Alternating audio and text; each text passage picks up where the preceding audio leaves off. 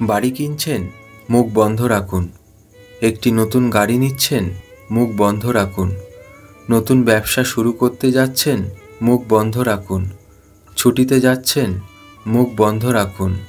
নতুন কোর্স শুরু করছেন, মুখ বন্ধ রাখুন। চাকরিতে পদোন্নতি হবে, মুখ বন্ধ রাখুন। জীবনের বড় বড় মুহূর্তে আমাদের মনে হয় প্রিয়জন বা বন্ধুদের জানালে খুশি হবে, মনে হয় সুখ ভাগ করলে দ্বিগুণ হয়। কিন্তু সত্যি বলতে কি, সবসময় তা হয় না, বরং অতি তাড়াতাড়ি মুখ খোলাই হয়ে দাঁড়ায় সবচেয়ে বড় ভুল। আমাদের স্বপ্ন আসলে এক একটা বীজ।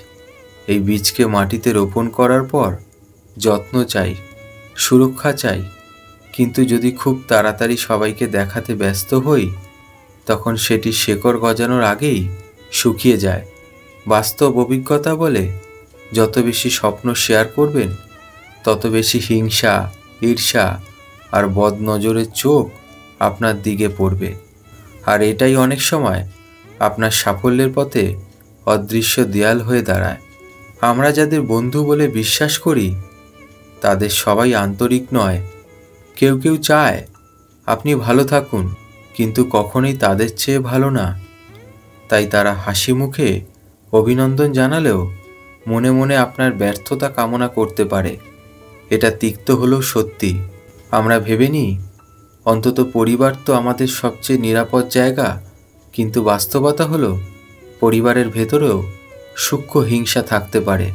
ভাই, বোন, আত্মীয় কেউ কেউ চাইতে পারে যে আপনি তাদের ছাড়িয়ে না যান। এই গোপন প্রতিযোগিতা অনেক সময় আপনার আনন্দকে নিঃশব্দে বিষিয়ে দিতে পারে। অনেকে বলে বদনজর শুধু কুসংস্কার, কিন্তু অভিজ্ঞতা বলে অন্য কথা। মানুষ যখন আপনার উন্নতি দেখে ঈর্ষায় পুড়ে যায়, তখন সেই নেতিবাচক এনার্জি আপনার জীবনে প্রভাব ফেলতে পারে। সনাতন হিন্দু ধর্ম, ইসলাম ধর্ম এবং অন্য প্রায় সব ধর্মেই বদনজরের উল্লেখ আছে। অর্থাৎ এটা কোনো কাল্পনিক ভয় নয়, নীরবতা দুর্বলতা নয়, বরং শক্তি। চুপ থাকা মানে ভেতরে ভেতরে প্রস্তুত হওয়া। কৃষক যেমন বীজ রোপণের পর প্রতিদিন হাটে গিয়ে ঘোষণা করে না, তেমনি বুদ্ধিমান মানুষও নিজের স্বপ্ন গোপন রাখে। সময় এলে ফলাফল নিজেই কথা বলে। তখন আর কাউকে বোঝানোর প্রয়োজন হয় না। আপনার ভাগ্যে যা আছে, ঈশ্বরের লিখে রাখা পরিকল্পনা কেউ মুছে দিতে পারবে না। কিন্তু তাড়াহুড়ো করে বেশি মুখ খোলার কারণে আপনি নিজের জন্য অযথা বাধা তৈরি করতে পারেন। তাই বিশ্বাস রাখুন, ধৈর্য ধরুন, পরিশ্রম করুন এবং যতটা সম্ভব মুখ বন্ধ রাখুন।